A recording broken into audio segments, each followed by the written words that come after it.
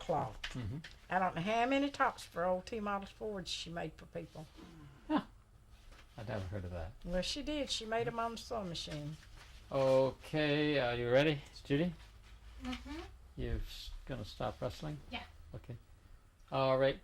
Now we're talking about this list. You might want to explain the list and then read out the names to her and see how many she can recognize. But also mention that your dad's signature is on it. Yeah. It's interesting. I have two lists here, and the list crosses over with the same names appearing. Here is a summons to you where Cannon Mills is filing charges against certain people for wrongful acts damaging plaintiff's business, and many of the same names appear where Cannon Mills is charged with violation of Section 7 and 8 of the Labor Relations Act, and it's interesting that the same people are filing discrimination charges, and the accusation is that on or about the 6th day of September, Lloyd Harmon, superintendent of Plant 6, refused to confer or bargain collectively with the committee representing the union, saying they had nothing to talk about, which is a direct violation, according to the accusation, of Section 8, subsection 5, and constitutes an Unfair Labor Practice Act, and is signed by my father, whose handwriting is no better than mine. And it's interesting to me that... Well, now, they might have been more papers than that I didn't keep. You know, that's the only one that was in my little box. Well, I'm sure there are more. And I've often wondered if this was where Cannon Mill sued us, they must have turned around and sued the Cannon Mill. I'm sure. But that's the only paper that I've got. I ain't thrown away. I guess it's the other way around. I think you sued them first because they didn't give you your jobs back. This is a paper dated the 8th of October. Yeah, that's a long time to think back. That concerns only Plant 6, Gibson Mill. And there is 1, 2, 3, 4, 5, 6, 7, 8, 9, 10, 11, 12, 13, 14, 15, 25. Here's the name of approximately 60 people who were not hired back because of their union. But some activities. people, I think, just wouldn't go into this. Right today, some people talk to you, some people won't. They're for the union, but yet they're afraid to talk. Here's an interesting sentence. Judge Stacks ordered Mr. Murray to leave the state of North Carolina the remainder of his life, and if he ever returned, simply being in the state would put him for 2 years on the chain gang. Interesting sentence. I wonder what the courts would say about the constitutional guarantee against strange and unusual punishments. I wonder how many of those names she knows. You might just start off and... Let me read these names and see how many people. This is from Gibson. W.H. Linker. I know him. Jake McClarick. I don't remember that. H.J. Linker. Now, there's one Linker lived on the street. John I Linker. don't know whether that was John or what. Robert Urey. I went to school with his daughter. She was a pretty girl when I was 13. Frank Broom. I know him. Glenn McDaniel. Olin Teeter. He had a pretty daughter too when I was in 7th grade. Mr. Means. Ed Kelo. Bright Thompson. I know him. Maud Hines. Billy Bost. I know him. Jim Leffler. I know that one. Jesse Gillespie. I know him. Bonnie Eisenhower. I know her. Pansy Eisenhower. I know them. Addie Carver. I know her. Pansy Gasky. I know some Gaskets, but I don't know that I know that one or not. Zeb Lomax. I know him. Clarence Fry. Yeah. One listed simply as Mr. Higgins. That's unusual. No name but the term Mr. We see some of them lived on the same street I did. Roy Whitley. Red Fletcher. I know that one. Miss Fredericks.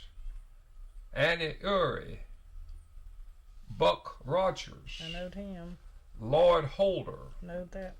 Claire Hudson, Lester Cook, Yeah, I knowed him. Ira Smith, Beam Shue, Son Hartzell, Roy Ennis, I knowed that one. Nut Newton, Raymond Yuntz.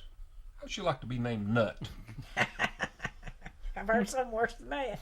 Dolphus Lomax, Knowed that one. Luther Frey, Mr. Carver, Knowed him. Marvin Gaskey, Knowed that one. Walt Eisenhower, That one.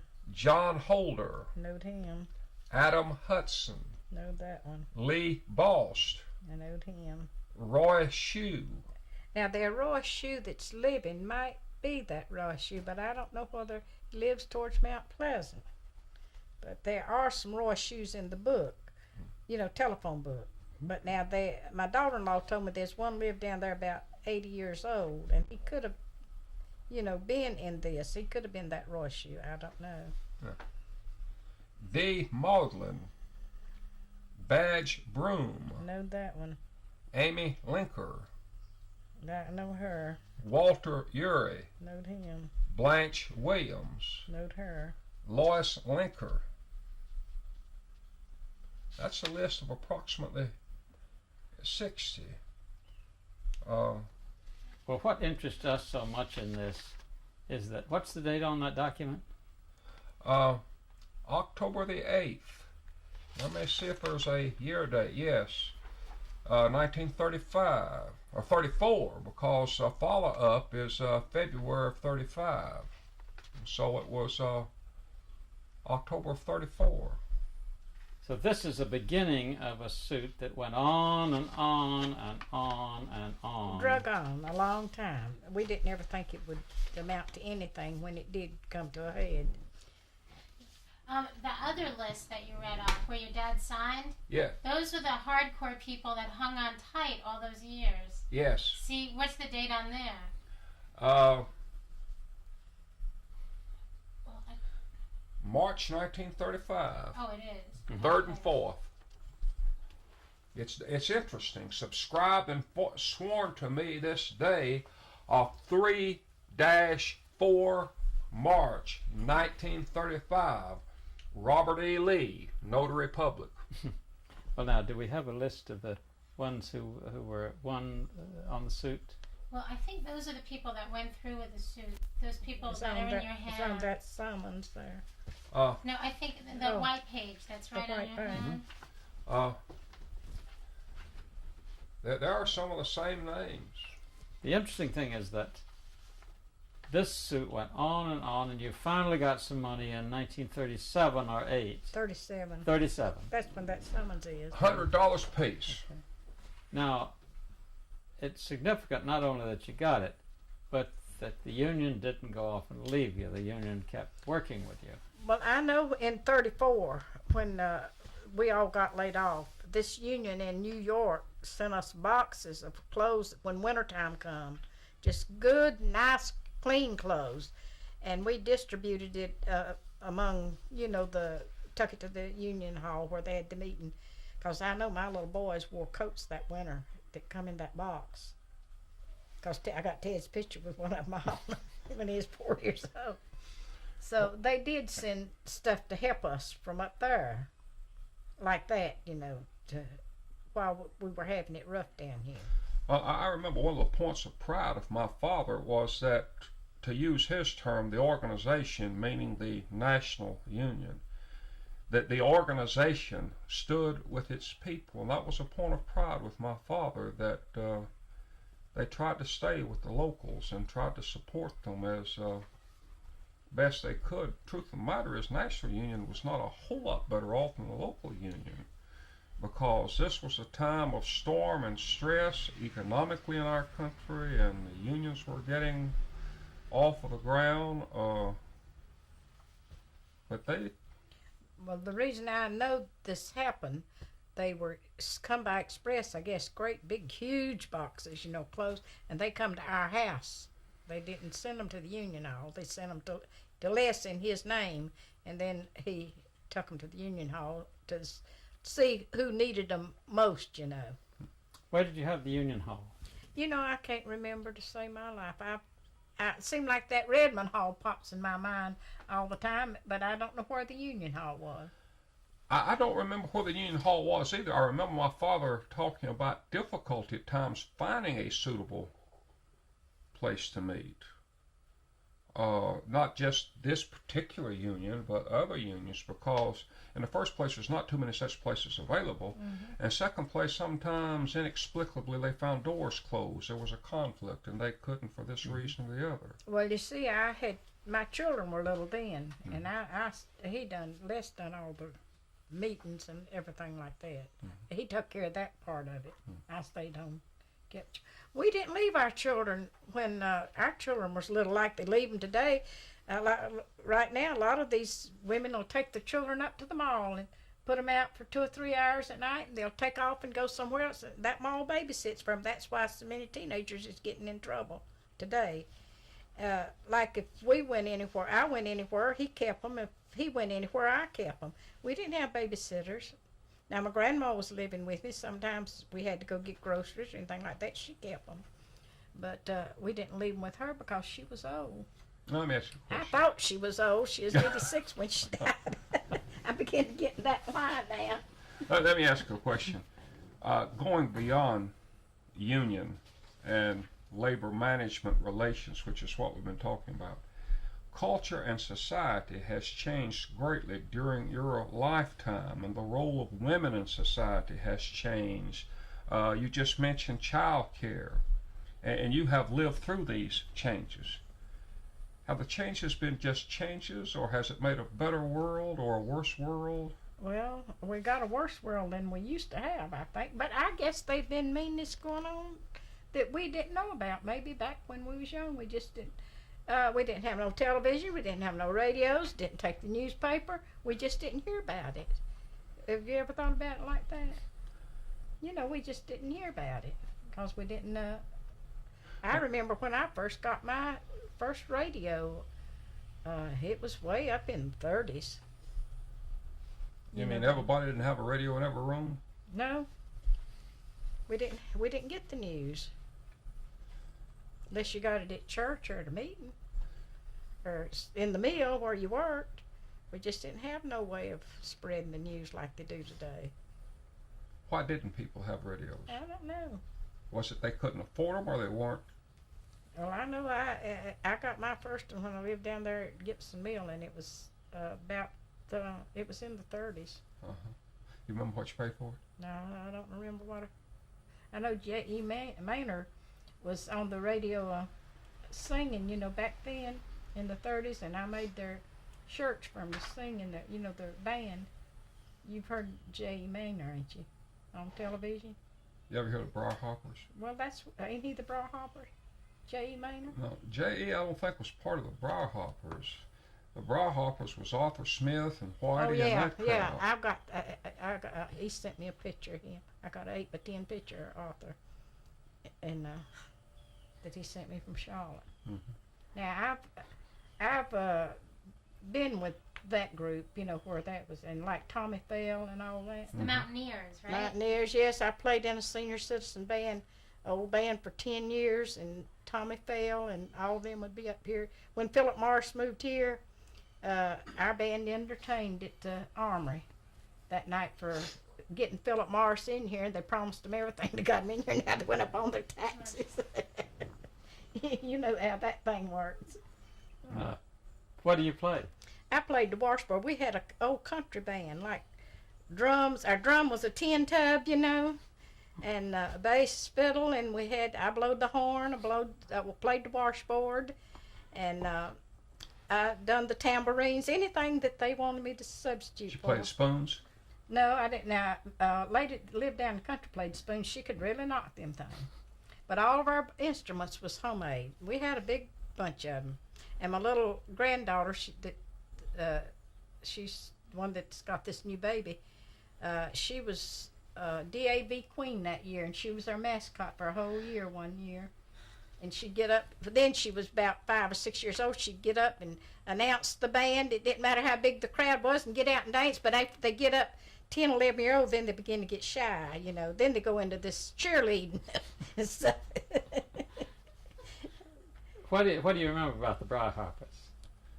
The Bry Hoppers. Well, I listen to their music. I hear them yet today. They're still on the television. Do you remember the theme song? No, I don't. Do you?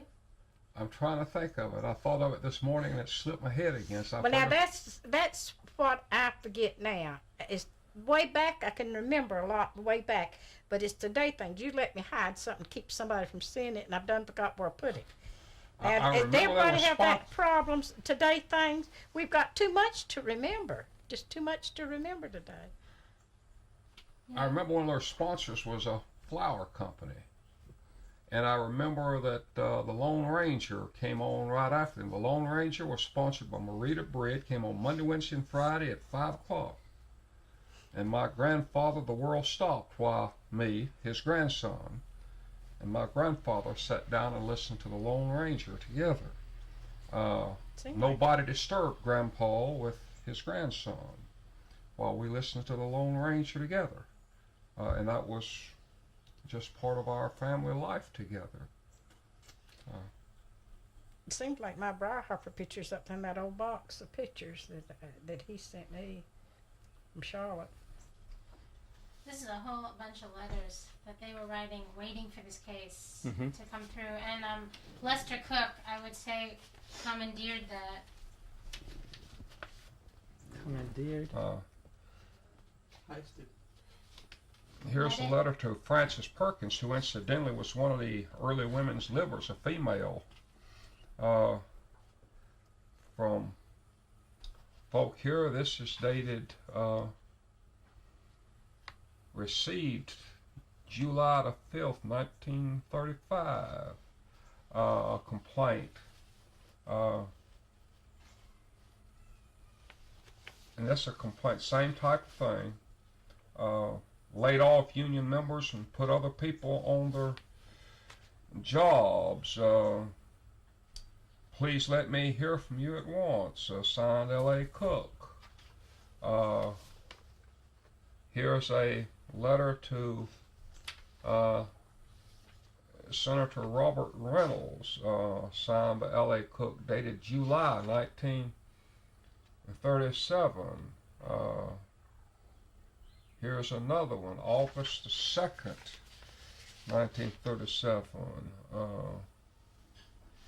Sure enough, let's see what Senator Reynolds said in reply to the appeals for help.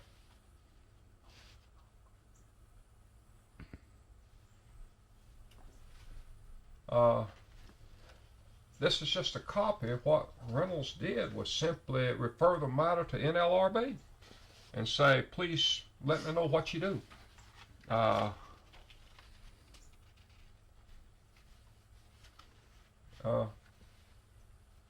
Here's another one from L.A. Cook. Dear Senator Reynolds, I wish you would see why the NLRB does not try the cases against Cannon Mill Company. It's been 2 years, and we haven't been able to get the board to take any action. It's about 20 cases or more. Thinking of you again. So apparently Senator Reynolds didn't do anything too much either. And here's a reply on the board is considering, whatever that means. So month after month after month, with your husband writing these letters. Yes. Apparently, the name of the game was stall, obfuscate, delay, confuse, and what have you. And it's interesting that when a settlement was made, each worker received $100, which in way approximately $100, give or take one or two, $3,000 divided by 31 people. One had died, and the papers don't say what happened to the share of the one who had died. But with typical wages running in the neighborhood of $12 a week, that's approximately too much pay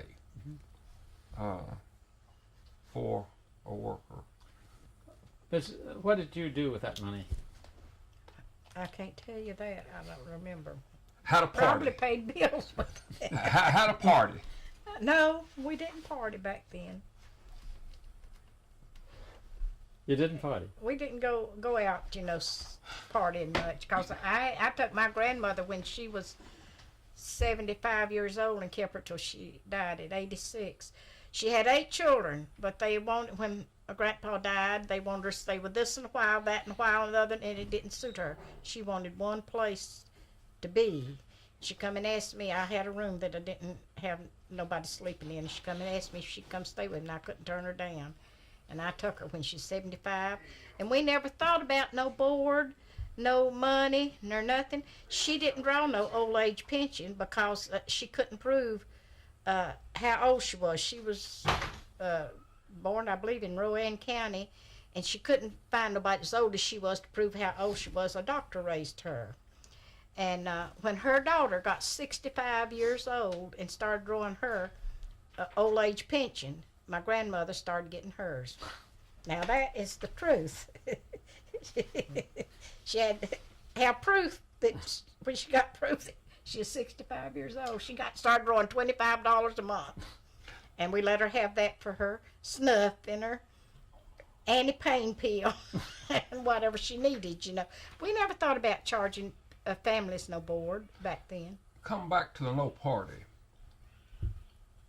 Sometimes we use the term party to mean roadhouse dancing and drinking, but sometimes we use the term to mean church socials. We had ice cream parties. Well, what did you do for recreation? Well, I just don't even remember ever having much recreation when my children was little. Now we went to the beach. I remember the first time we ever went to the beach in an old car with a rumble seat in it. There's 6 of us in it. You're counting the children. Did you ever have taffy pulls at church? Oh yeah. Now Mama had taffy.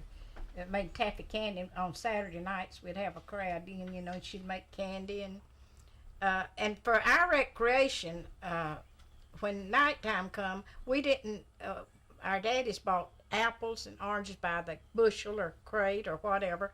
Popcorn. We had an old popcorn popper. You popped it in the fireplace, and I can remember when I was little, we didn't ever do without things because they raised their own hogs, they raised a garden, and had a milk cow, and then that fruit and stuff was put in a little old closet that was locked up. We didn't run in there and get apple and throw it away like they do now.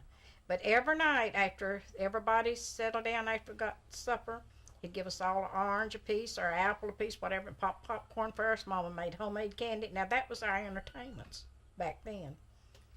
We didn't.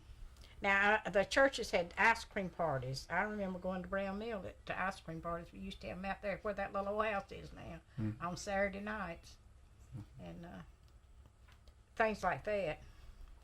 You mentioned that your husband, after he got fired from the mill, you mentioned he went on the WPA. Could you talk about that? Well, that was the only kind of work he could get. They had this WPA come in, and the women, they made mattresses. Had a shop where they worked. And that was hard work because I know one time Lake Fisher up here froze up, with ice around the pump, and it stopped it, and it was wintertime, and he had these big old rubber boots on up to here and got out in that water in wintertime and helped cut that ice away from there. And I thought sure he'd take pneumonia. Now he was suffering working on that WPA because it was whatever they had to do, digging ditches or whatever. And they didn't pay anything. It seemed to me like it weren't about $3 and something a week. But now there was somebody put out a little bit of surplus food somewhere or another. We got a little dried peas and beans and stuff like that, I remember hearing a story about the WPA. They sent a group of men out. They gave half of them picks and half of them shovels. They were digging out a ditch, and one man carried a pick and a shovel out. While they were picking, he leaned on a shovel. While they were shoveling, he leaned on the pick, and they caught him.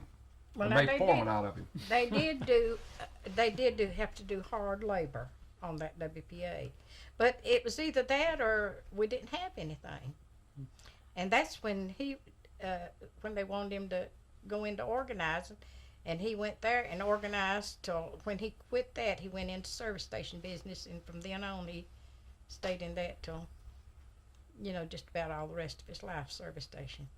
George, Yeah. in a number of these letters, they're telling these people that they no longer work for Cannon Mills, so they really don't have the right to sue. But they all say that most of them are working for the WPA because they can't get work anywhere else, so therefore they feel like they should still be able to sue, not because they want necessarily their job back, but on principle.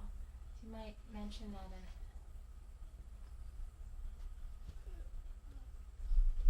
Well, a lot of it I don't understand because it's been so long ago till I can't remember it all. I just wonder if any of those people ever got back to work. Yeah, I remember sketched up when somebody brings it to my mind, but just to sit down and. Now, let me ask you a question. Of the people that were blacklisted, of course, the mill owners never admitted that such a thing existed, though we know that it did.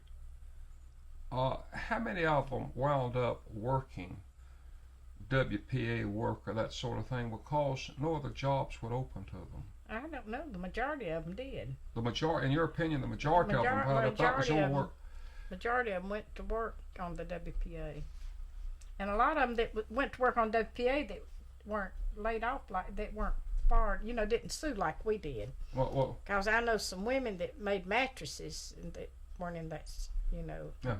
Well, the thrust of my question is, having been laid off, as they were, by Cannon Mills, in your opinion, did it appear like a number of people were pushed to WPA type work, even though they had skills that were needed in the mills, that they were blacklisted, not considered for mill employment, and pushed toward WPA when, had it not been for the union activities, they would have had a job? When they went to work for WPA, they were already learned on their jobs, and if somebody new come in, they had to learn them. They had to learn them on the jobs, because a lot of them farmers hadn't never worked in the mill, and they had to learn.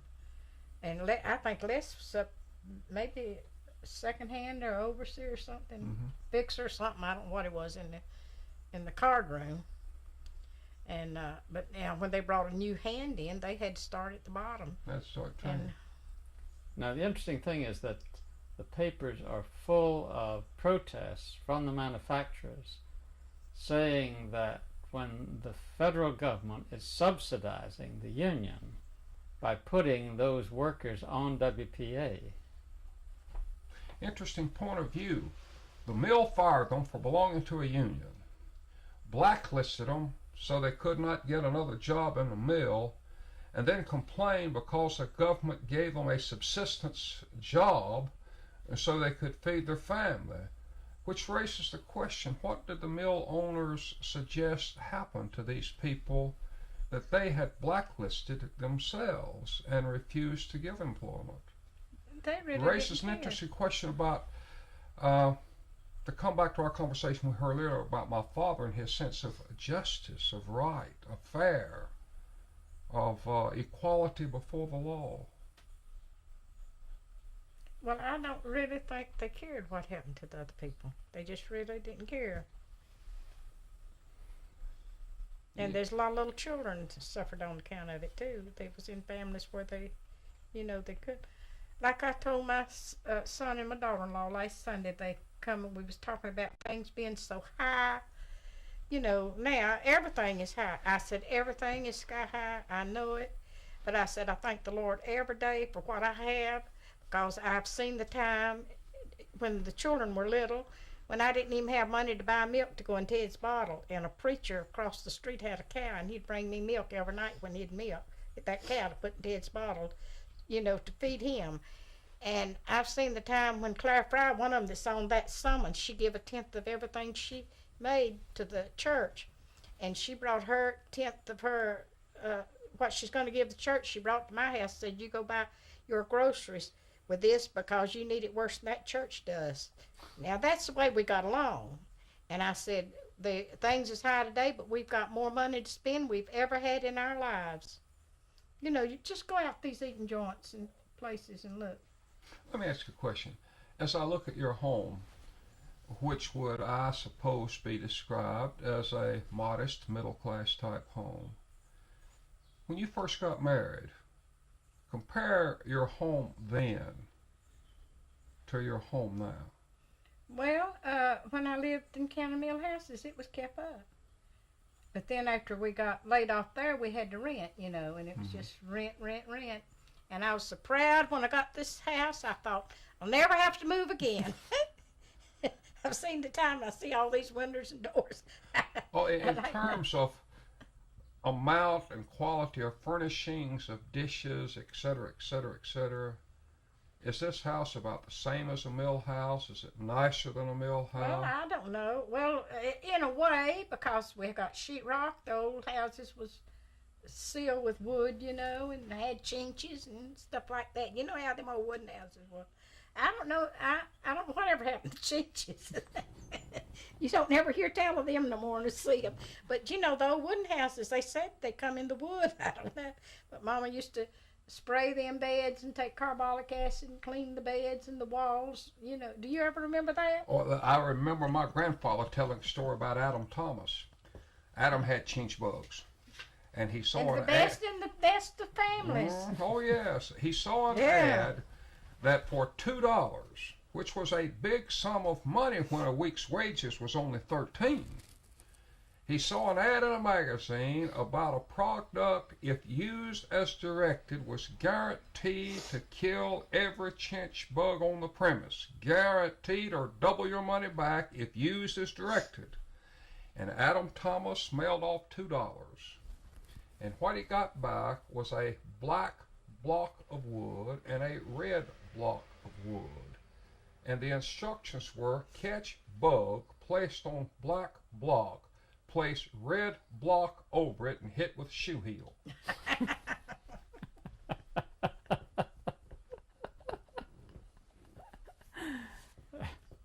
Needless to say, Adam did not get rid of his chinch bugs.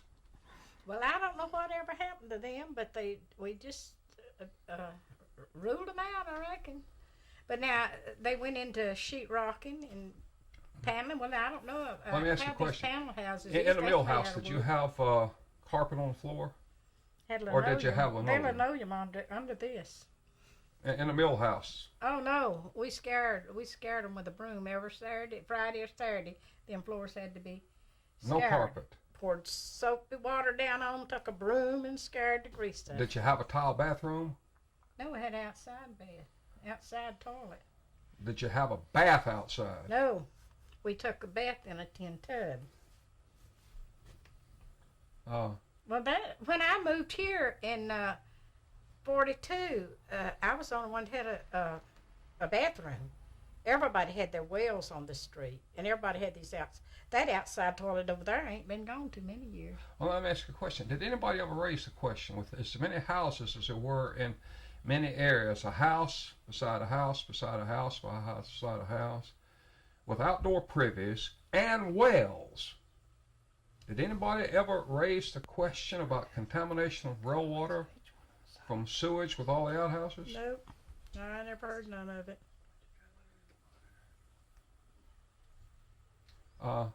I'm still pursuing the comparison of the house. Did you have a lovely couch such as we're seated on when you were in a mill house? Didn't have no couch. Didn't have I a had a couch. bed in my living room then, because my grandma had to have one room, All right. and I had two boys, and so I had a bedroom. I had a rocking chair, and my youngest boy, he had asthma from the time he's 9 months old. Still has it. He's 62-year-old in December, and I'd bump him, you know, in that straight chair. And every time he'd have asthma, he'd cry and say, "Mama, bump me. Mama, bump me."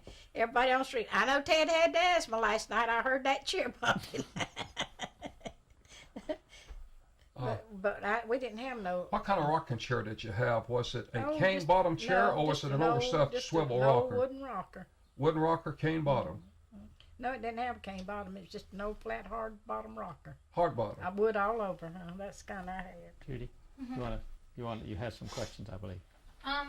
No, I just found something that really supports the fact that Ms. Red Lisk really helped organize all of this. It's really at the top. Okay, take a look at it. Let's see. See.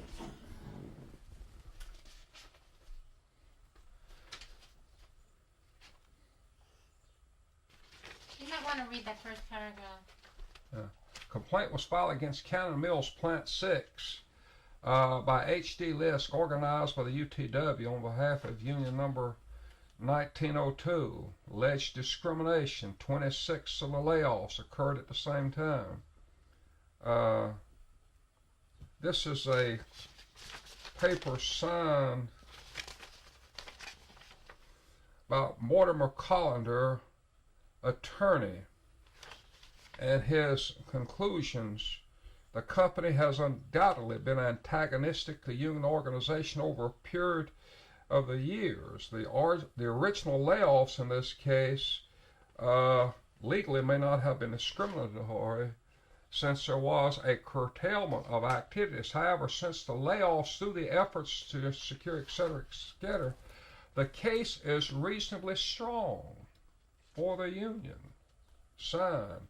It is my recommendation that the regional director make a further effort to assure an adjustment of this case. In the meantime, further consideration should be given to whether or not provisions of the Act should be invoked in case of the employees laid off even before this time. And on the first page, I think it says that it's quite clear that it's the most active members. You see that paragraph? I do not believe the company will make any effort to settle a controversy.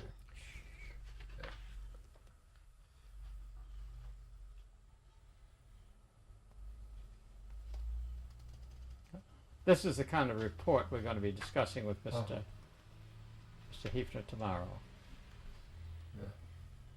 Yeah, Annie, it's been amazing to me since we found you a year ago that you all stuck to it, because most people's stories is that after the strike, people went back to work or they were blacklisted and their unions dissolved, and this is saying something very different. Well, I'm just telling you, I don't know all about it, you know.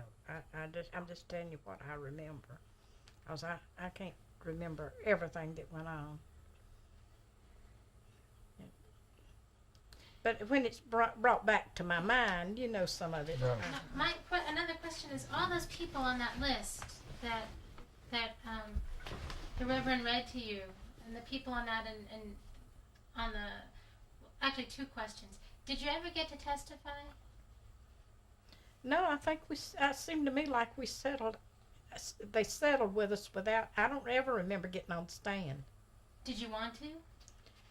I don't know. I have an idea. I didn't want to have to get up there.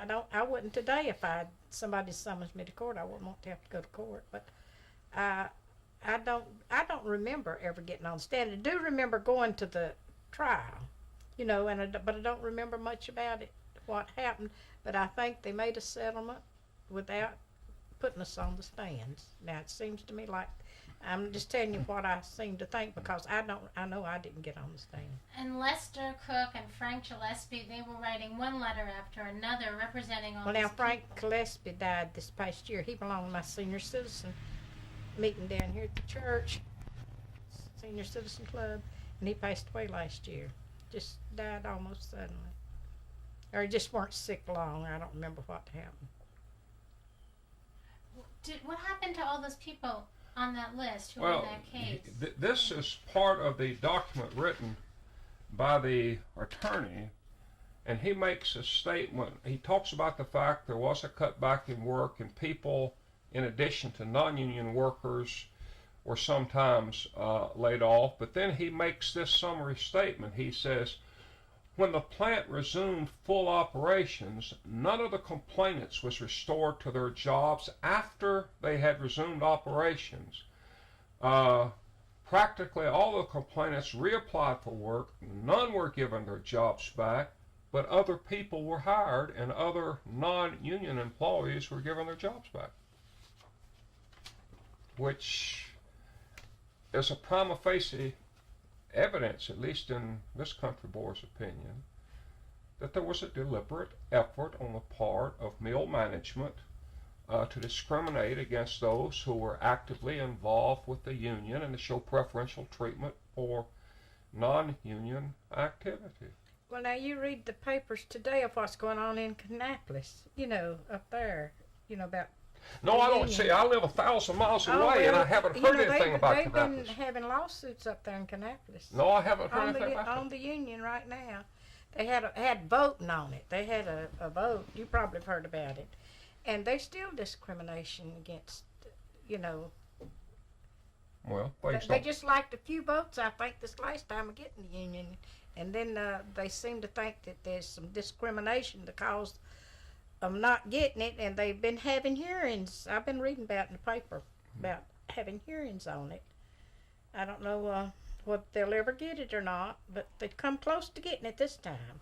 Well, if they follow your example and stick to it, eventually they may get a settlement. Well, the thing about it, if they just, I don't know if anybody, whether they fired them now like they did then, I don't know whether they do that or not because I'm not working in the mill. But they're going to have to stick together if they ever get it. Now, that's one thing about it. Well, now, I don't think my youngest boy even belongs to the union because he's planning on retiring in December because he had a heart attack here about 4 or 5 months ago, and he said if he put in for disability, said it'd take him that long to get it, and he's old enough to retire in December, so he's just going to retire. But now he's might lose that retirement. They've got that retirement. Murdoch, sold that retirement insurance to some other company or something, and Ted told me maybe 3 years ago he had $43,000 in it, and he don't know whether he's going to get any of that or not. A very similar kind of thing. Here it is, and they've been taking it out on him, right. for 45 years, but now he don't know whether he'll get any of that or not. So the same kind of thing seems to be happening. Yeah. Oh yes. Okay, I think we should, Judy, unless you have some. You wanted to get some exteriors, right? At Yeah. the house. Yeah, I just.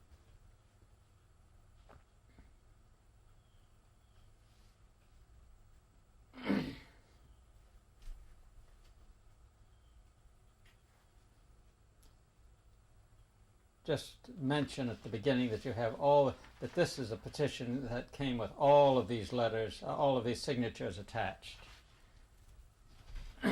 Actually, her husband's name is on there too. Yeah, including her husband's name. You might find it. This is an interesting petition and letter. Here's a petition signed by your husband and 4 pages, almost 4 pages of other people. And it's interesting. Let me just read you part of the letter. The letter is written to Franklin Roosevelt, dated September the 13th, 1934. It is to you that we appeal. Our last vestige of hope lies in our wholehearted confidence in your impartial leadership. The textile strike was inevitable since all attempts to bargain collectively and make agreements have failed. All code provisions have been violated.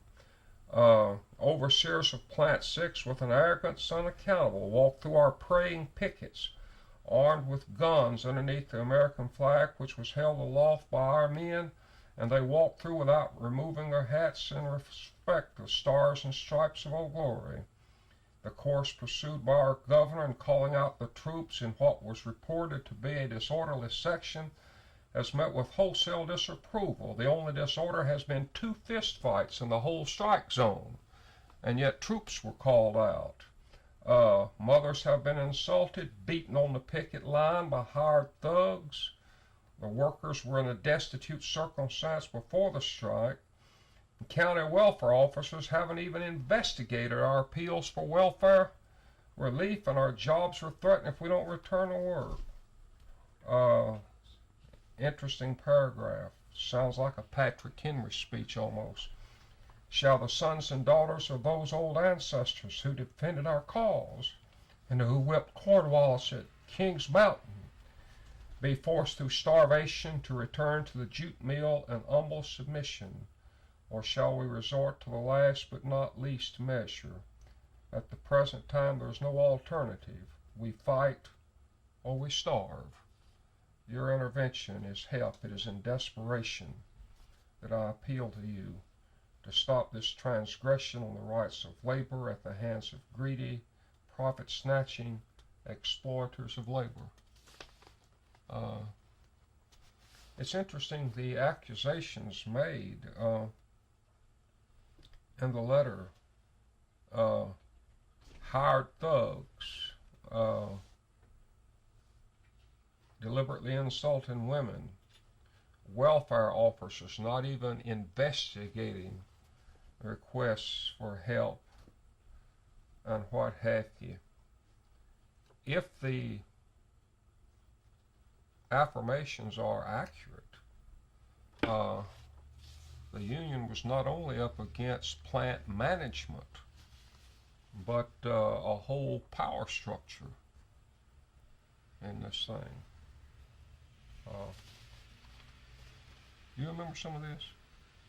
No, I don't. Now, when it come to time to go to work, I tried to keep the children in the house because we lived right there at the mill. You know, they went in the lower gate and the upper gate, and I was just 2 houses from the gate. That's the time that Ted slipped off and went out there with his little pop gun and got out there with the home guards. What did he do? He slipped off. He's about, I imagine, about 4 years old, 3 or 4. And one of the neighbors come and told me, she said, Annie, you better go out yonder and get Ted. Said he's out there with them home guards, and he had that little old pop gun. He says it had a stopper, and he remembers it. Now, are you saying that the National Guard was there at the plant? Oh, yes. They were around the gates, at the lower gates and the upper gates. They called out the National Guards. They were there. Guarded them gates to let them other people go in. In other words, the National Guard was used to let make their sure workers, the picket lines stayed open and the workers got in. The workers went in. That's the time when they was hiring them farmers up there. Explain to the Reverend what your little boy did. Oh, he was out there, and he went out just 2 doors away, you know, and he took that little old gun. He said it had a stopper in the end. I don't remember it, but he had a little old pop gun, and he went out there, and he was standing in line with them home guards. Said, "Don't go in that gate, you'll get shot." Which is to say, he'd probably heard somebody say something similar. He had heard somebody say that, and he knew they had their guns, and so he got him a gun, went out there too. And I had to go get him and bring him home. Did he go back out there? No, he didn't go. They got spanked back then. No, it was dangerous. You know, it was dangerous to even be out there. I was afraid to go out there myself. Okay, fine. That's beautiful. Okay, Jamie. Okay. Okay, yeah, outside, yeah. You'd hear your father talk about this period of time as something that really influenced his work in the future. I mean, that's how you knew about the strike, was he drew. Is that right, Pam? We were talking, I think, just about the work, how we referred to the... I cannot, it's been too many years ago, and I cannot put a specific time frame. But one of the specific instances that molded my father, and as I say, it's been too many years, I cannot be precise with dates, names, but I remember quite well the essence of what my father had to say, where a man and his wife were fired, forced to leave company housing because their daughter had been very actively involved. Well, you told us this. I thought it was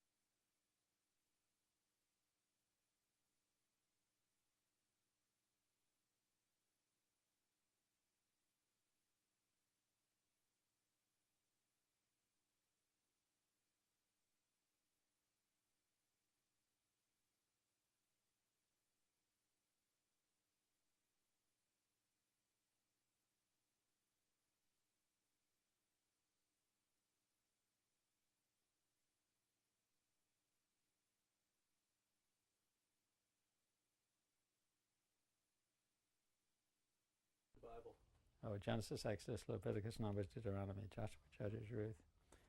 First Samuel, Second Samuel, First Kings, Second King, First Chronicles, Second Chronicles. That's fine.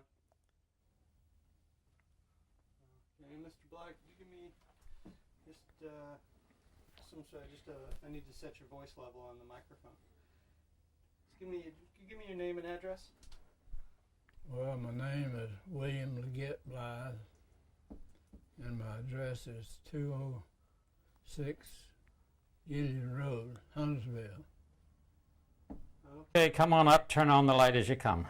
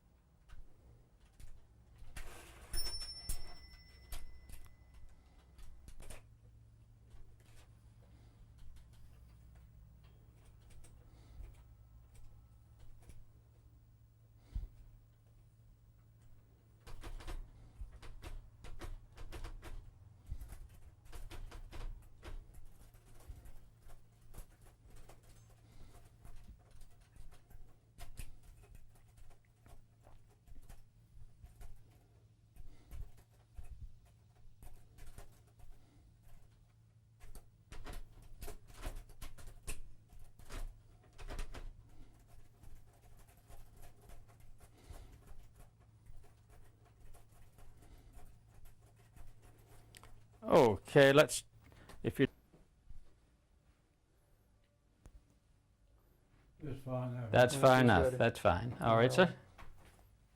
Now you want me to turn this on? Yes, please.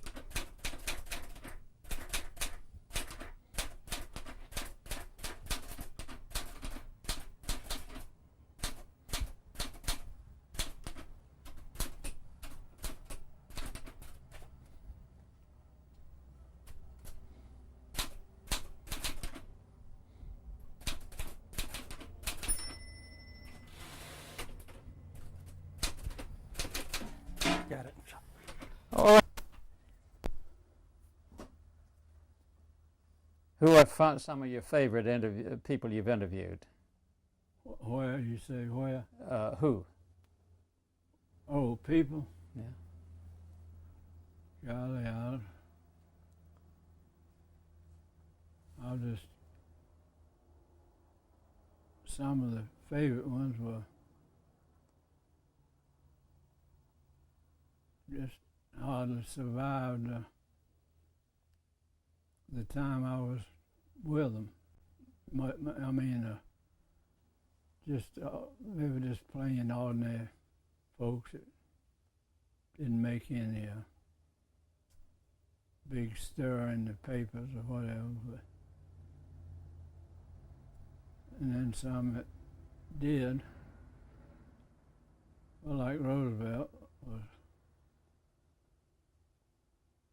But so many of them were interesting to me because they were different from what they appeared to be, publicly. They were just plain old folks like I told you. I spent a whole day in Charlotte with Will Rogers riding around town, and it's just now I get flashes. For instance, I'll go to some place, which I don't often. I don't go to Charlotte hardly any. It's just a strange country to me. It really is. And but I'll get a flash sometime. I remember like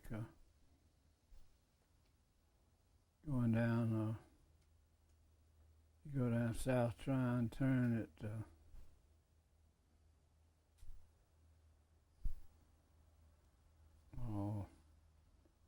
way out there.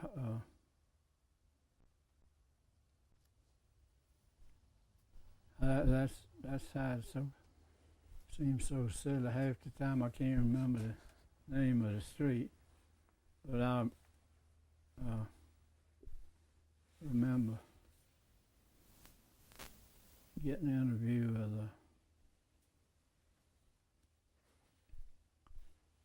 with people that at the time were very famous and later just passed on, or the other way around. But it's I'm thinking all the time about and that's a sign of something other, I don't know what, of how, for instance, how this I've told you about my dad buying this at auction. The line was, this right here was a road to the garage. And now my line is just about 20 feet over there. When then it was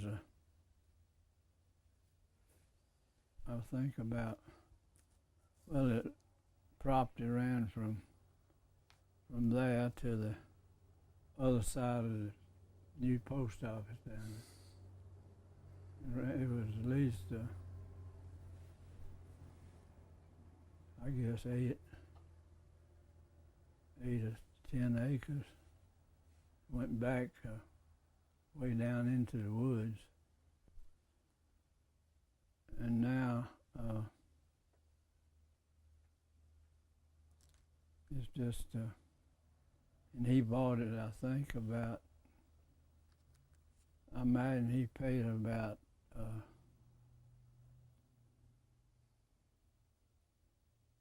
I think about $6 or $8 would amount to an acre or less. And now the valuation is Heaven knows what to pay tax on. And the tax rate is down way below the valuation of the property. Okay, Jamie wants to make another. They call it Smith Dormitory. Yeah. Wasn't it Smith? I think so. I remember. I've been in all sort of escapes. I remember one time a sophomore got after us. I believe it was. Yeah. The freshmen and the seniors got along pretty well, but the sophomores tried to, of course, dominate us. And I remember running over to, we call it Mary Ann Smith. Anyway, and ran up to the third floor and actually jumped out the window onto the tree about 4 feet out from the window. Jumped through the air. There. I wouldn't have been a splash if I did. And I stayed up that tree till they left. Well, I was watching your type here. I noticed you hunt and peck type. Yeah. Did you? I never did have any signal, no. I could type pretty fast when I was actually doing it. Of course, it's your paper. I could really make it fly, but I had my own system. But it was just from doing it over and over, I guess.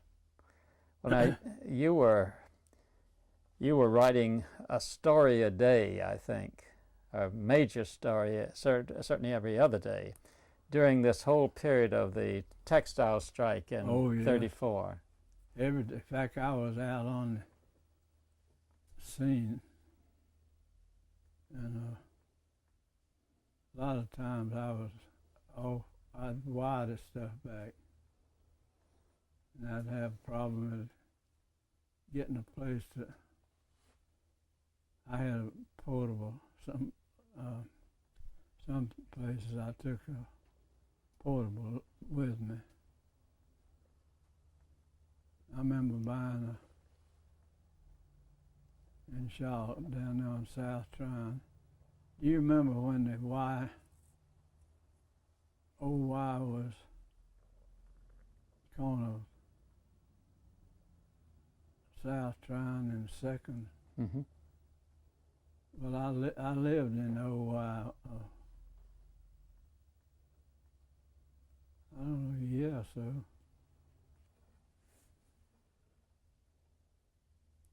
Up on the third floor. So you carried your portable typewriter with you on these?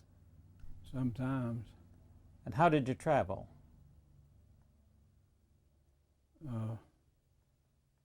Most all of it was in my Ford, T-model Ford coupe.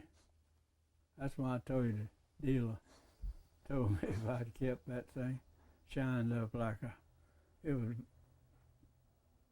real genuine brass radiator, and everything about it was all the brass was real solid brass, no fake stuff. And he said if I'd kept that thing, it'd be worth $150,000. Just the car that I could get that for. Yeah. Well, on the strike started on September the 1st. That was announced, and then September the 3rd was Labor Day, and then the 4th was when it really hit on that Tuesday. Yeah. They had a for the first time, they had a big Labor Day parade in Charlotte and also in Gastonia. Yeah. Do you remember anything about I that? was in all that. I was in all of it.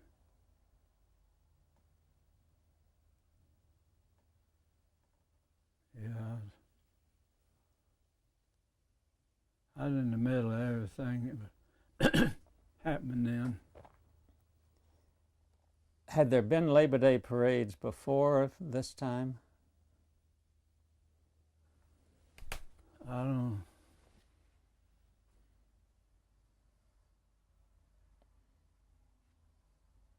I don't remember that. Okay, now we're going to move on to the 6th of September. The strike had been on for several days, and there'd been a lot of violence. And here's your story. I'll read.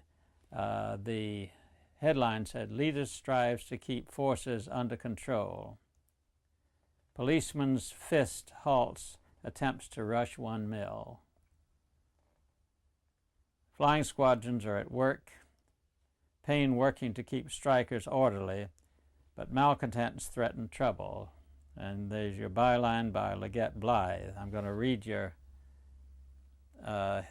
first paragraph and then see if you can tell us about it. With strike leader Howard Payne fighting desperately to keep his forces orderly, and numerous malcontents in the ranks equally determined to override him and start a reign of violence, the general textile strike in the Charlotte area today enters its most delicately balanced period. Tell us about Howard Payne. You spent a lot of time with him. I don't remember much about him except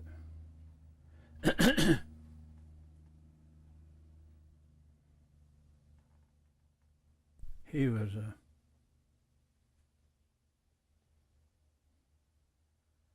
as I see, I haven't even thought about any of this stuff. And how long has that been? 50, 58, 59 years. And I've been in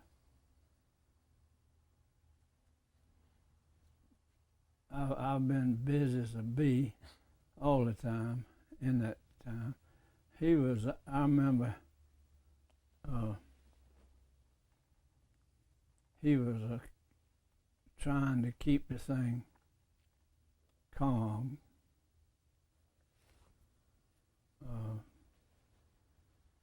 I mean, not have any violence, any fighting or shooting or cutting and all that.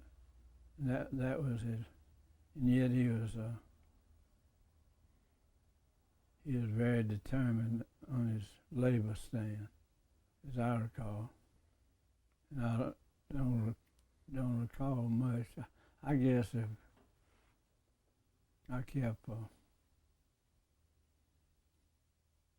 thinking about it, a lot of it would come back. You know, the human brain gets more mysterious to me the older I get. I just can't conceive of it. And I guess that little ant running along there has got what extent does he have of memory and all that? But it's unbelievable. The more educated you get and the more you know, to me, the less you know. I mean, you see how much you don't know. Well, now, and I just, and that's been, I've been in that mood all my life, but more, the older I get, the more I know there's a divine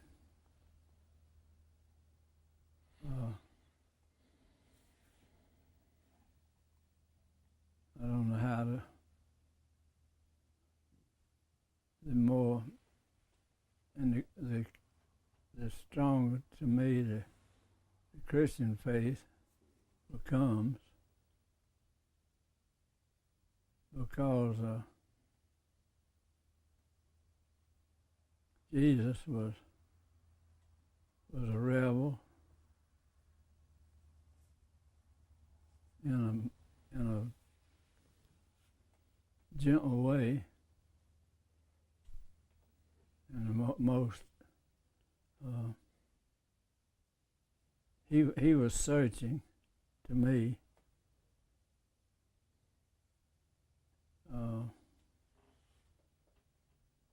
very much as I'm searching. And yet he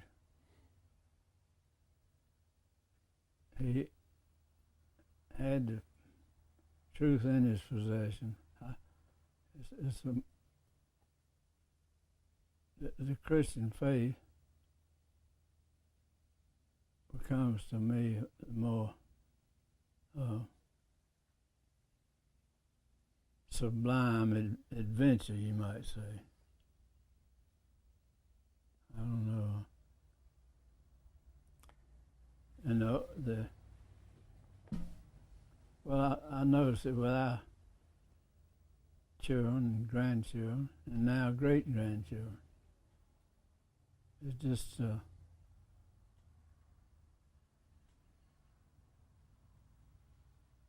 they're the most charming company I ever have of my, and they're actually company of my children.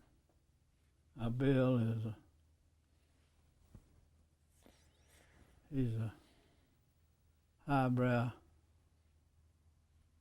scientist, and really rates it. He's one of the top-ranking MDs, I guess, and teachers of medicine, and has been all his, seems to me like all his life, and yet he is, to me, he is still our 6-year-old or 10-year-old or whatever age child. Do you think it's important? And I'm the same way to him. Do you think it's important that that generation knows what happened when you were in your 20s and 30s? Well, sure.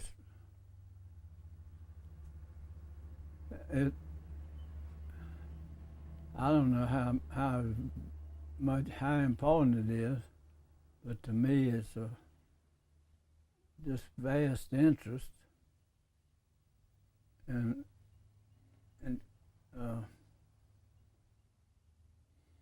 I think anything that you learn or recall or have brought back to you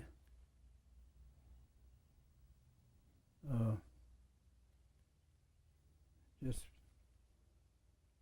renews your youth. I don't know just how to express my feeling. And that's what I've done all my life, is express my feeling. Now I don't know, it's more interesting. The older I get, the more interested I am in past things, which doesn't mean that I'm not vastly interested in the present or the future. I'm always thinking to myself, what is going to happen? Well, just noticing the vast change on this street. Right up there, just beyond this house, was the highest ranking school in this whole part of the state. Next, only thing ahead of it was Davidson College. And people came here from think I've told you this from one time the ARP church had, and my first cousin, who was I was very young and she was, I reckon she was 40 years older than I, yeah, more, was a missionary to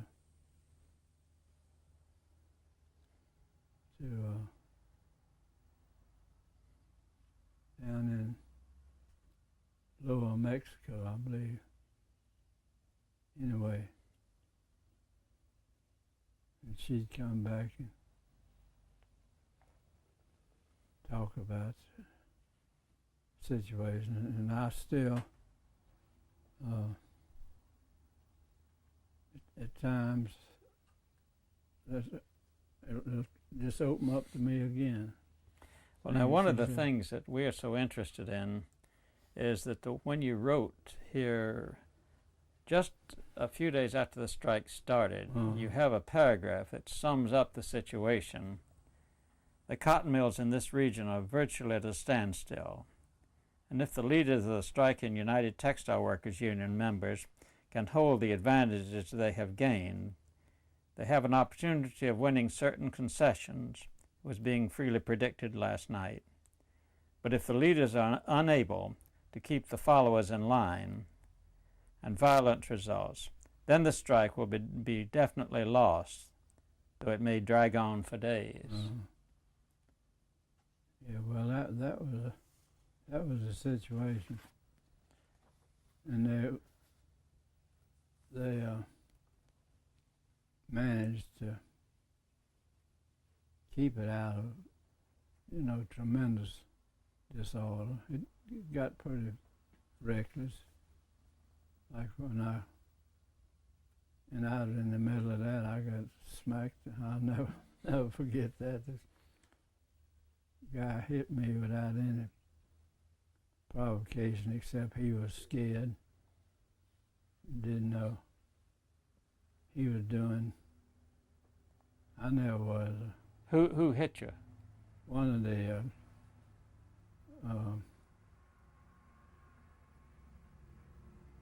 he was in the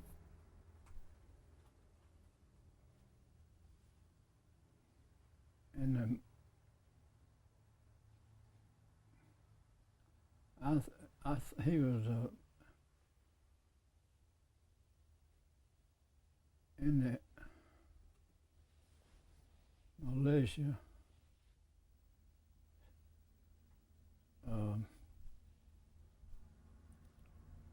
The governor had called the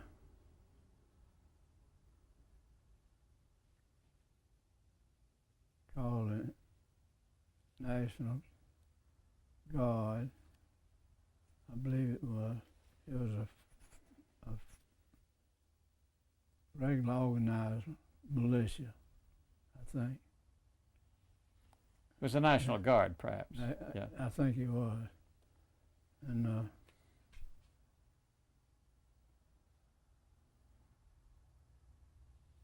this guy that hit me, he thought I was, claimed he did. There wasn't anything done about it much. I mean,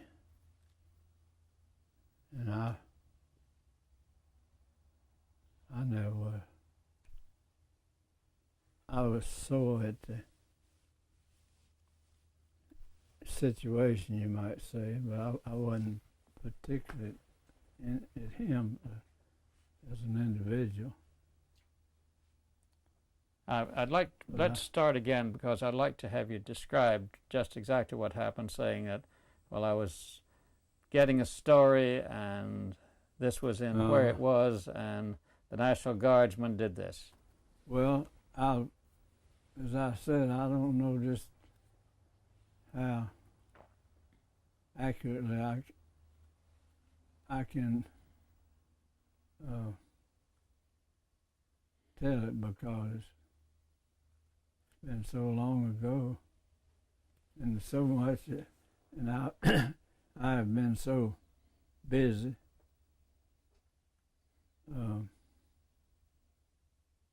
It's just like people come here, as I've told you probably. A man came here from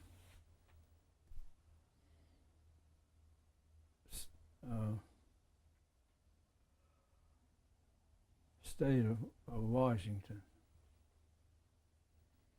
to ask me about something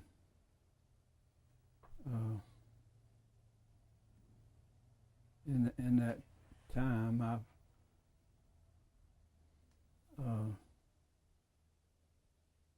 that I was involved in, and this guy came all the way looking for something he'd read in one of my books.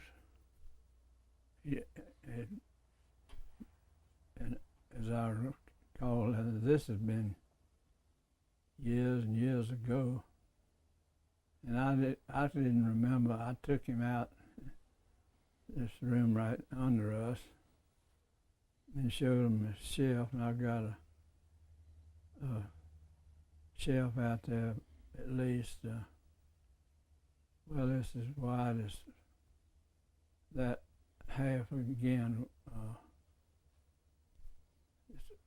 I guess 8 feet or so or more of bookcase shelves, and all of my books, and but they're not that many different titles. There must be well, I have counted them, I think, for some reason, but I think there's about maybe 75 books in there, but a lot of them some are book club editions, some are regular editions, some are foreign language. So there aren't that many different titles about.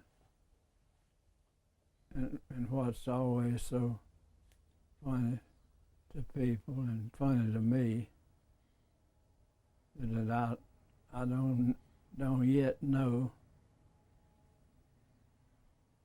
how many, and there's no way on earth I'll ever know how many books I've written. Or some are that are called books. Now, well, look in that shelf. I see those little green ones right down at the bottom. Yes. That is a book just as much as it's 1 3 inches thick. Right. But I used to do one of them every day for at least every Sunday in the Observer for years. And so I have no idea on earth, and there's no way, only way it could be done is somebody go to the Observer and go through the whole, and a lot of that would be impossible because a great many of the Observer issues were probably not even kept, you know. So, well, now that's one of the things I've done, you see, in connection with this strike. You've done more,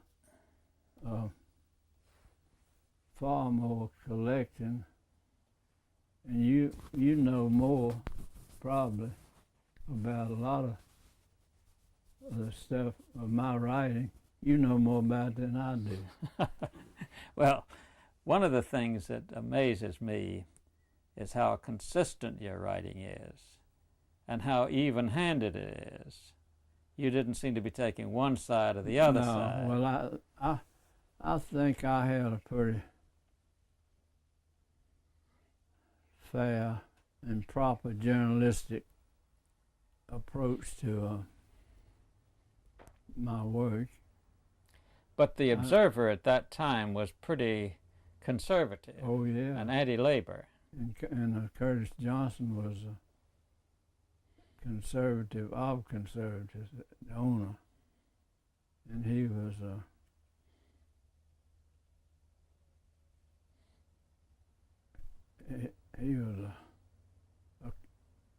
character, another character in my great list of characters. He was one of the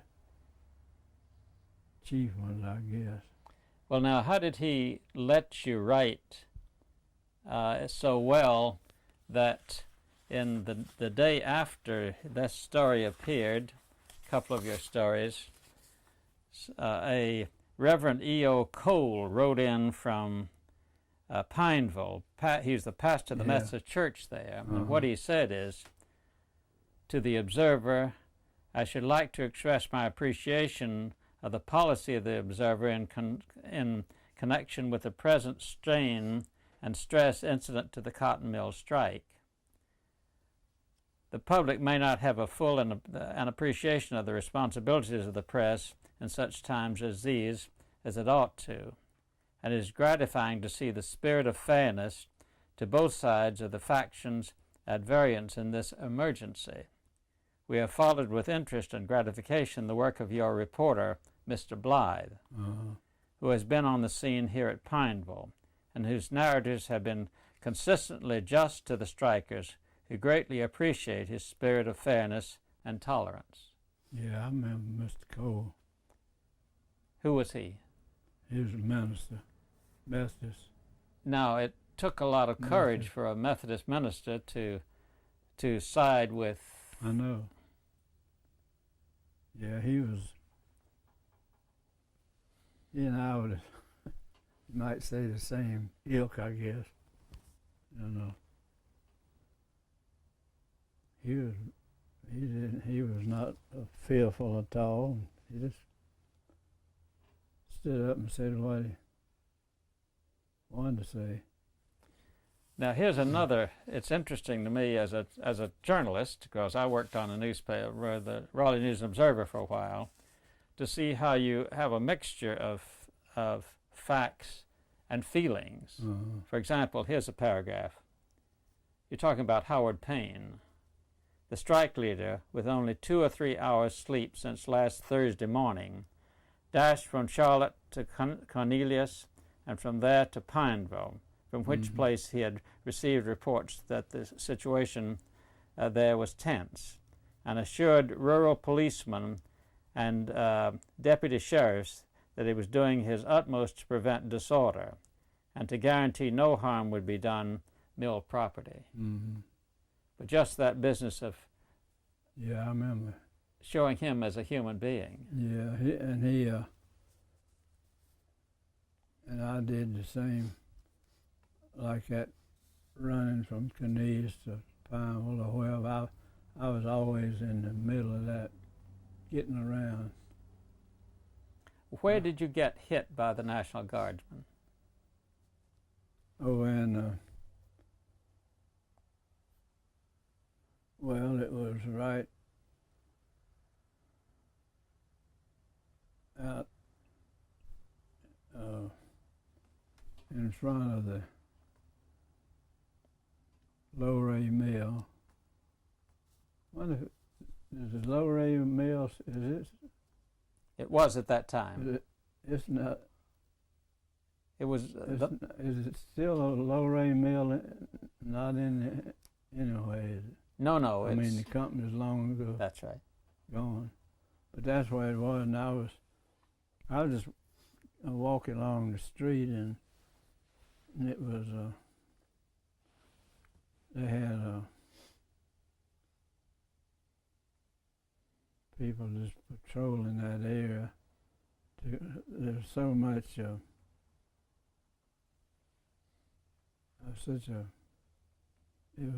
in such a violent situation that they will claim they were just trying to protect the property, which it was mainly. But I was just walking along, and this guy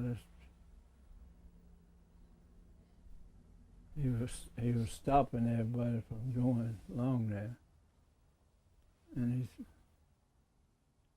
I don't know whether he told me to stop or what. Anyway, he just took me by complete surprise and just whopped me aside the flat of the butt of the rifle, not the edge, but the flat of it. Just hit me right on let's see, hit me on this side, and just spun. I sort of spun around and fell out into the gutter. Now, what interests me is that a modern reporter would have made that the headline. You don't even mention it in any of your dispatches. No, I don't think so. No. No.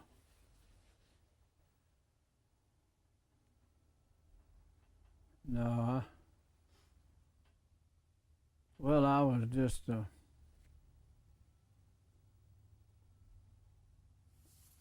it was in the paper, I think, about my getting hit. But I didn't, if it was, I didn't, I think the AP, it was played up all around. Aha, then I'll have to go back to the files and see if I can find that. I didn't see it before. I don't know. I just, I wonder what Columbus would say if they started interviewing him on his trip. I bet he wouldn't remember half of the stuff that he'd been played up to the world. Now, Probably. you mentioned that the guardsman was scared. You seemed when that he may have just been fearful. Well, he was. He didn't have anything against me. He was just keeping me out of where I couldn't get in any more devilment, I guess. I don't know. I don't reckon he knew. It was just instinctive sort, I think. Now here's another dispatch. The next day, this is on the 7th of September, and you say you're reporting from Gastonia, and you're saying, yesterday afternoon, a local of the United Textile Workers Union was organized at Pineville after a group of operatives had left their machines and joined the increasing throng of idle men and women. Mm-hmm. C.W. Knight of Chadwick Mill addressed the group assembled in the railroad station yard, where 5 years ago Pineville mill workers were aroused to a frenzy of excitement by impassioned harangues of Vera Bush, Carl Reeves, and other communist agitators. Yeah, I remember Vera Bush. She was a live wire. I just gotta, I hadn't thought of her. I reckon. How long did we say that's been? 50? Well, this, what we're talking about is 58 years ago, but Vera Bush was there in 1929. Yeah.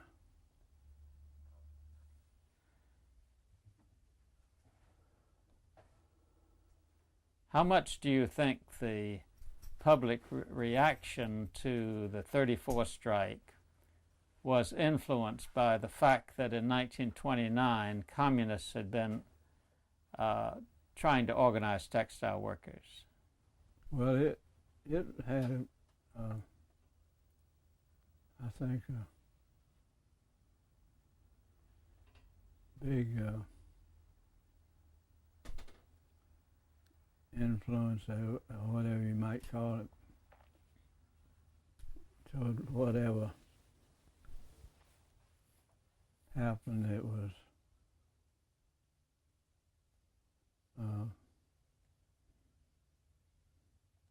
some of it was Scott who was holding it, whatever view. Some of them were just a matter of goodwill for the whole community, the whole situation, all the people involved. The value or whatever. It was the whole is just kind of a seething. I guess that's a good word for the situation. Sort of a seething situation, and it's just like in a ball game. Somebody hits a home run and get in a dispute as to whether he scored. The umpire says one thing and the crowd says another, and each team and all the spectators get involved. You gotta and then there's some people, say newspaper, covering it, which I was generally. He has a problem of, first place, of knowing just what did happen, and then also of reporting the thing. When he's got all these different views of it, and or failure to view, mixed up with different ways of seeing it. Always it was I was always trying to get at the truth of the thing, and forget about which side you're on, you might say, not be on any side, trying to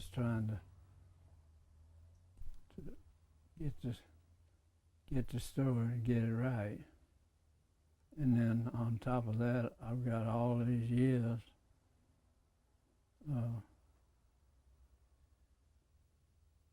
since it happened.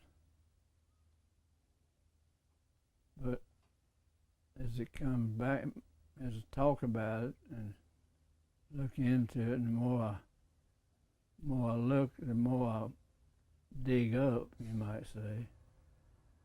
And the more you dig up, the more you realize what a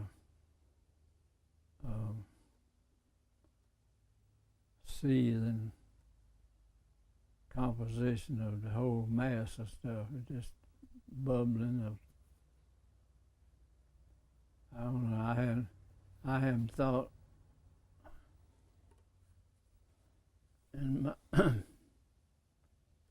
my main interest is how in you. I'm not concerned at all of what you write. I mean, I'm just purely, I have every confidence that you'll tell it right as you see it, and I don't know what right is now. Well, let's go it's back. kind of a, Let me go back and ask that question again. You were saying you were comparing the 34 strike with the 1929 strike, and you mentioned that there were communist agitators in 29. Do you think that the memory of 29 influenced the way people regarded what was happening in 1934? oh yes, sir, very much. In fact, that was I guess that was the main. Well, they had no way of. If it hadn't had the first one, you wouldn't have had this. You wouldn't have had the second go round. Start with, you wouldn't have had it if you hadn't had the first. You wouldn't have had this, and the effort was to try to ease the thing, calm it down, and in order to do that, you had to avoid writing any coloring material in the papers or anything that would tend to make a disruption or whatever the word is. Well, I noticed a difference between your writings and the writings that came out of the Associated Press. There was another reporter there from the Associated Press he was a kind of outside reporter, and he did a report every day as well. Yeah. And the tone of the two reports is very different.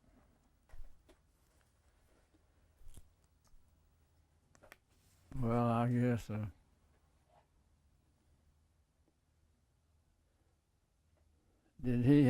was his name listed anywhere? Yes, I hope I have it here. Let me see if yes, no. I'm afraid I don't have it with me here, so I'll have to add that. Well, no, I didn't bring it. Well, it doesn't matter, except he was probably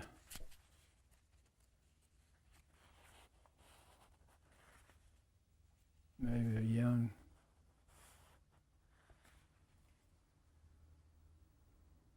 inexperienced. I don't know now. I suspect he was sent down here from the north or somewhere. Probably was. And that may have made a difference. Now there's another thing. The newsreel cameraman came into this area looking for exciting footage. Yeah. And you've got a very funny paragraph about that, which I hope I can find here. Let me see. It's very funny. Let's see. I know I've got it here somewhere.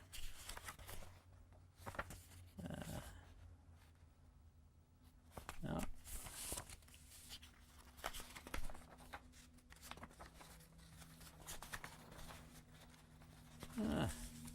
Sorry, Jamie. I'll find it in a moment. Okay. Where have I got that? I had it all marked out. Let me start again. Oh, it's not on the 6th. Nope. Not there. See if I can find it here. Not here. Wasn't on the 8th. Let's see. Nope, not there. On the 11th, maybe.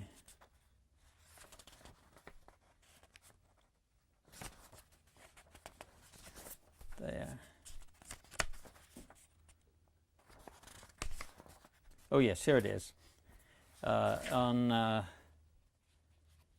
This is on the thing headed Gastonia, September the 12th.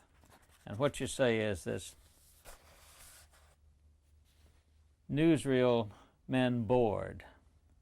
The lack of disorders and the presence of only pickets who appear to be on a picnicking jaunt rather than the serious business of preventing the operation of the mills has been a keen disappointment to visiting newsreel men, who declare that if something doesn't happen, their bosses in New York will begin to think this strike business was just a dream after all, which many people, especially the general public, devoutly wished might be true.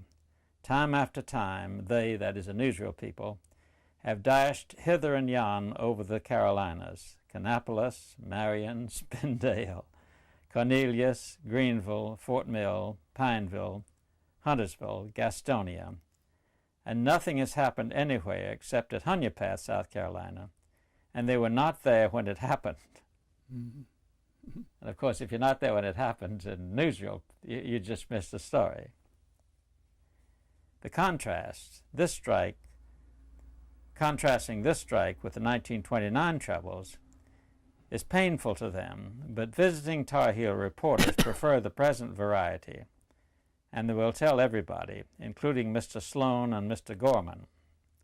Sloan being head of the owners, the Cotton Textile Association, and Gorman was head of the union. The only strike more to their taste would be none at all, with this thing settling up and everybody happy, and at the earliest possible moment.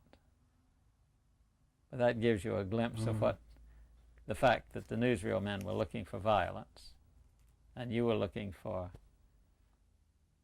Well, I was looking for violence, but hoping not to see it. Always trying to not do anything to provoke more at any rate.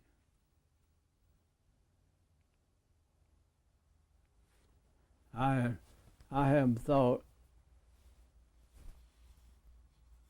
anything of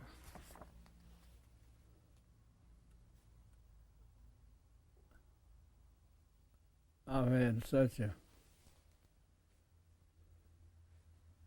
busy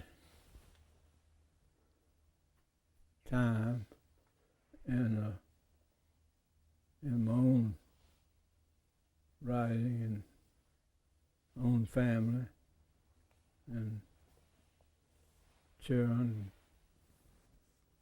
and now great grandchildren, which are the most interesting thing that I'm dissecting, you might say, far more than anything like a strike or whatever. Well, now back then, you were born in what year? 1900. So you were 34 years old by then, and you were an experienced journalist. Oh yeah. And you'd spent some time in New York. You'd traveled. Yeah. So you had been exposed to... I lived most innocent life up there. In fact... in New York? Yeah. In fact, I get, even now, some nights I'll wake up. I'll not wake up, I'll be dreaming. And I'll be right back. In New York, I had a room on 113th Street and Broadway, sat right out on Broadway, the apartment, and there was a stone steps went up. I think there were 7 steps. And I'd sit out there and Well, I never sat much, but I never had time. But sometimes I'd sit out there for a while in the sunshine. And the subway station was at 110th Street. I'd get off there and have three blocks to walk. Or I could go on up to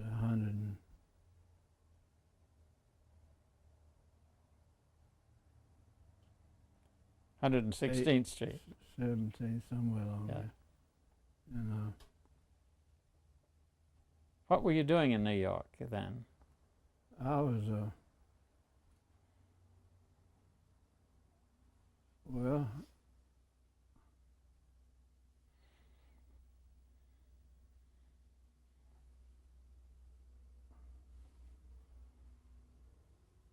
I was just,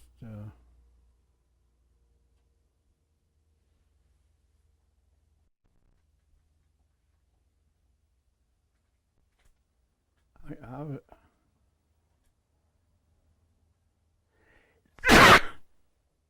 Bless you. I didn't have a,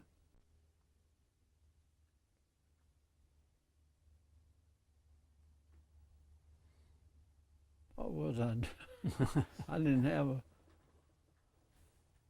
I was just, You weren't a correspondent for...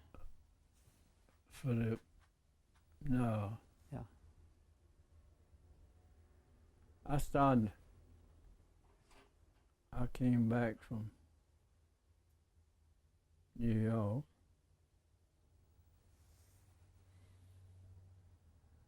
And got a job, went to the Charlotte News on Church Street.